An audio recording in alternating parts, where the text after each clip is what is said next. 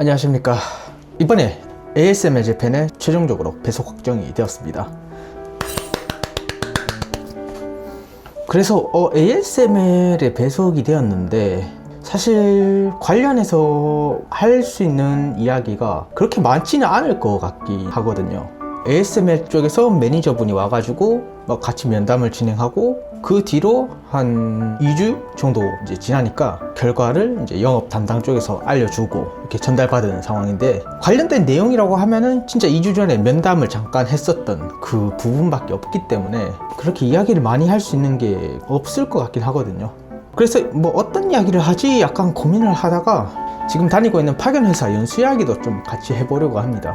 파견회사라는 게 좀 찾아보니까 되게 인식이 안 좋은 걸로 알고 있어요. 가봤자 어차피 경력도 안 되고 월급도 적고 실제로 제대로 된 일을 맡기지도 않는다 라는 이야기가 이곳저곳에서 떠들고 있는 걸 좀 봤는데, 실제로 제가 ASMR 쪽에 가가지고 어떤 일을 맡겨지게 될지는 정확히는 모르지만 저 같은 경우에는 그래도 필드 엔지니어로서 ASMR에서 하는 그 장비 메인테너스 쪽에 한 팀을 이루어 가지고 진행되는 걸로 일단은 알고 있고요. 파견 직원이라 가지고 잡일을 시킨다거나 그런 일을 시키기 위해서 굳이 뽑아가는 건 아닌 것 같습니다. 왜냐하면은 지금 다니고 있는 회사 내에서 이미 파견 나간 사람들 같은 경우에는 키옥시아라든가 이비덴이라든가 이런 일본 대기업 쪽에 꽤 배치가 되어 있는데, 그분들이 매달 레포트를 작성해서 보내줘야 되거든요. 회사에 오늘 무슨 일이 있었고 자기 느낀 점은 뭐다 이런 것을 써가지고 보내도록 이제 되어 있는데, 그 내용들을 봤을 때 잡일을 시키는 건 아니고 거기에 배치된 자기 역할에 맞는 일을 다 시키고는 있는 것 같습니다. 약간 이 회사만의 특징일 수도 있고 아니면 반도체라는 업계의 특징일 수도 있죠. 다른 곳에서 이야기를 하는 IT 쪽 파견 회사의 이야기는 좀 잘 모르겠습니다. 그쪽은 제가 아는 바가 아니기 때문에. 반도체 쪽 관련해 가지고는 지금 핫한 시장이기 때문에 파견 회사로 시작을 하는 것도 꽤 괜찮지 않을까라는 생각을 하고 있습니다. 다만 그건 있어요. 아무나 잘 되는 건 또 아니고 지금 연수가 거의 한 달 정도 잡혀져 가지고 이제 곧 막바지에 이르는데, 중간에 이제 종합시험이라고 해가지고 그 시험 전후로 해서 사라지는 사람들이 있습니다. 왜냐하면은 이제 탈락을 하는 거죠. 아무래도 종합점수 80점 이상을 넘겨야 되거나 혹은 페널티가 3 이상이 아닌 경우에만 합격 처리가 되는 건데, 이미 페널티가 3개가 쌓였거나 시험 점수가 80점 밑으로 떨어질 경우에 그분들은 어쩔 수 없이 반도체 쪽 관련해서는 못 들어가게 되고, 다만 그 외의 업종으로 영업팀이 일을 찾아줘가지고 반도체 관련 아닌 일이라도 할 수는 있습니다.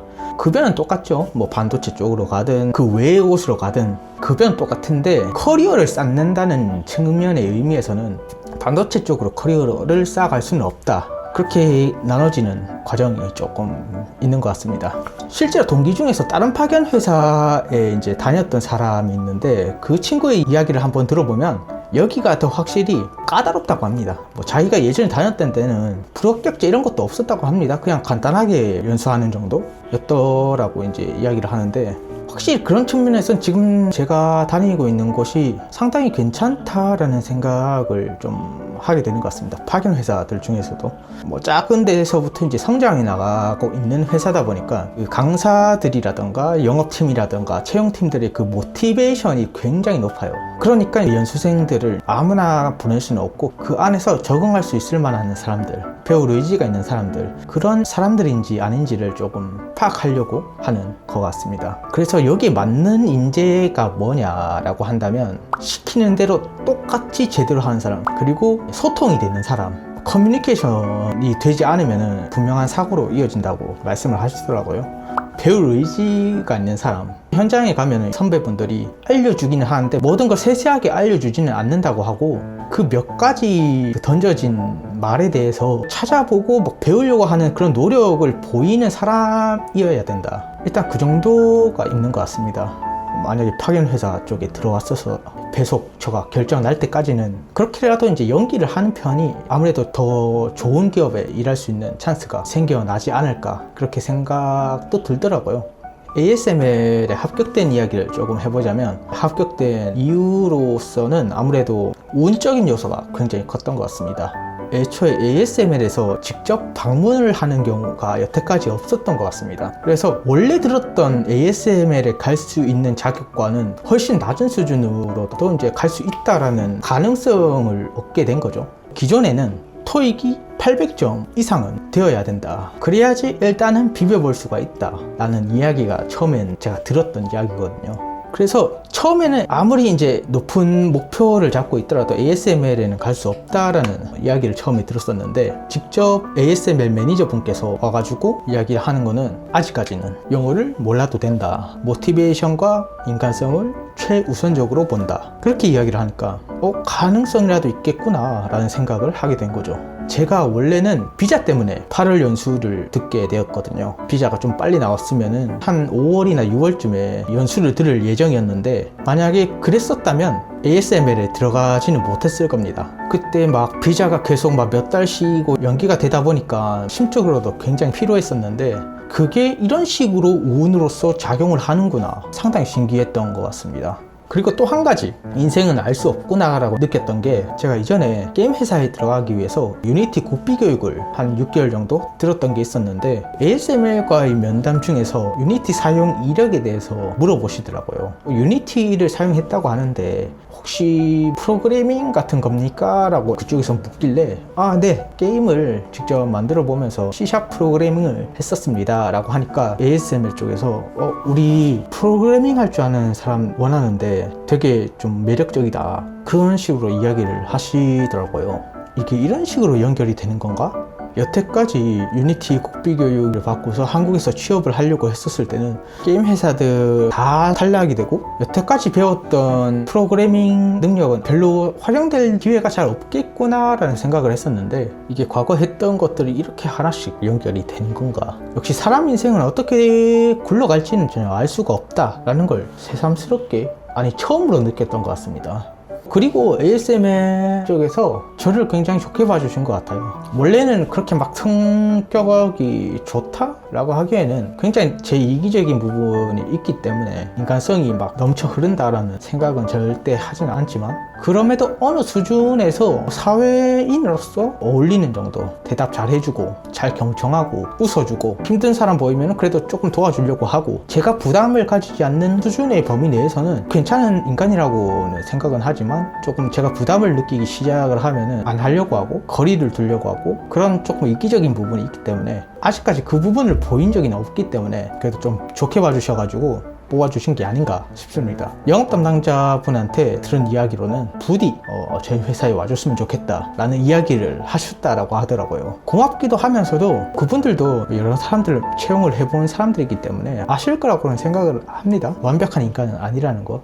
그럼에도 붙을 수 있었다라는 거는 그 안에서 열심히 하겠다라는 표현을 굉장히 했었다라는 부분이 조금 작용을 하지 않았나 싶습니다. 다만 그건 있어요. 면접을 봤던 5명 중에서 결국엔 저 혼자 뽑히게 됐는데, 다른 4명의 이야기를 각각 들어보면서 그중 1명이 하는 이야기로는 자기는 너무 어필을 했다, 그게 떨어진 최대 요인으로 작용을 했다라는 이야기를 들었다라고 하더라고요. 영업 담당자로부터. 그 친구가 어떻게 이야기를 했냐면, 무조건 ASML에 가고 싶다, ASML에 가서는 뭐든지 하겠다, 그런 식으로 어필을 했다라고 합니다. 너무 가고 싶다라는 표현을 하게 되면은 약간 좀 꺼리는 그런 게 있는 것 같아요. 사람의 본성이라고 해야 되나? 막 갑자기 어떤 여성이 와가지고 너를 너무 사랑한다, 너와 너무 함께 하고 싶다 라고 하면서 다가오면은 부담스럽잖아요, 솔직히. 저 죄송합니다 하면서 도망가잖아요. 약간 그런 느낌이 없잖아 있는 것 같습니다. 기업 채용하는 사람의 입장에서도. 제가 이야기를 조금 해왔던 거는, 저는 뭐 데이터 분석 경험을 쌓고 싶은데 그쪽 회사에 가면은 그런 경험을 쌓을 수 있습니까? 라고 제가 질문을 했었어요. 거기도 이제 반도체 장비 같은 것들, 로그 같은 것을 보면서 이제 데이터 분석을 하는 그런 업무가 있다라고 하더라고요. 그런 부분에 있어서는 적성에 맞으면은 배치가 되는 경우가 있다라고 이야기도 하시고, 내가 그 회사에 들어갔을 때 어떤 것을 하고 싶다라고 하는 것들을 은근슬쩍 어필하는 그런 부분이 꽤 작용을 했었던 것 같습니다. 사실 이런 것들을 한국에서 게임사들 몇 군데 면접을 보러 다니면서 체험을 했었던 겁니다. 전부 다 떨어졌지만 결국에는 뭐 이런 식으로 또 도움이 되는구나 싶었네요. 제가 이제 배석이 확정이 됐다고는 하지만 10월 중순쯤에 근무가 시작이 되는데 이번 달 연수가 끝나고 거의 한 달 반 동안은 아무런 일이 없는 공백 상태잖아요. 그래서 그 기간 동안에는 대기 상태가 된다고 하네요. 연수 기준의 급여의 60%의 돈만 받으면서 일단 대기 상태가 되는데 이 한 달 동안이라는 기간 안에서 이제 할 수 있는 것들을 조금 찾아봐야 될 것 같습니다. 일단 분명한 건 영어를 무조건 나중에는 써야 되기 때문에 영어 공부를 미리 해놔야 되는 거 정도는 확실하게 해야 될 것 같습니다.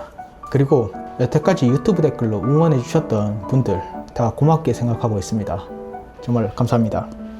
약간 제가 하고 싶은 이야기라던가 생활 속에서 있었던 이야기들, 반도체 업계에 처음 이렇게 진입을 하게 되면서 생겨나게 될 여러 가지 일들에 대해서 하나 둘씩 이야기를 해볼 생각입니다. 관심 있으신 분들은 구독해 주시면 좋을 것 같고 여러분들에게도 좋은 일들이 있었으면 좋겠네요. 감사합니다.